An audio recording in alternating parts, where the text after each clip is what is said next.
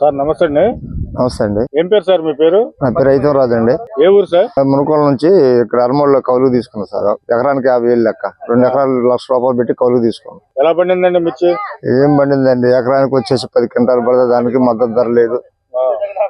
అసలు 20,000 గతంలో 20,000 అమ్మింది.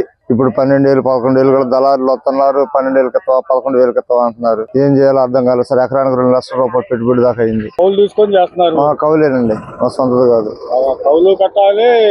పెట్టుబడి కౌలుకే ఎకరానికి 50,000 అండి. 2 ఎకరాలకి ₹1,00,000 కౌలు. ఎకరానికి వచ్చేసి ₹1,50,000 పెట్టుబడి అయింది. ₹3,00,000 పెట్టుబడి అయింది.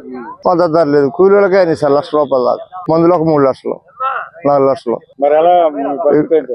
ఏం లేదు సార్, ఇక మద్దతు ధరకు అయిపోతే ఏదైనా గుడ్డుగా కూర్చుకోవడం ఆలుగా చేలో తెచ్చిపోవడం. గత జగన్ గారి ప్రభుత్వం ఎలా ఉందండి అప్పుడు? బాగుందండి, మా ధర బాగుంది. మొదలు 20,000 22,000 అలా అమ్మిందండి. మిర్చి వచ్చేసి కింటాకి వచ్చేసి 22,000 దాకా అమ్మింది సార్. గతంలో రైతు భరోసా ఇచ్చారండి? అన్ని వచ్చినాయి సార్. ఇప్పుడు రైతు భరోసా ఇస్తా అన్నారు, 20,000 ఇస్తా అన్నారు.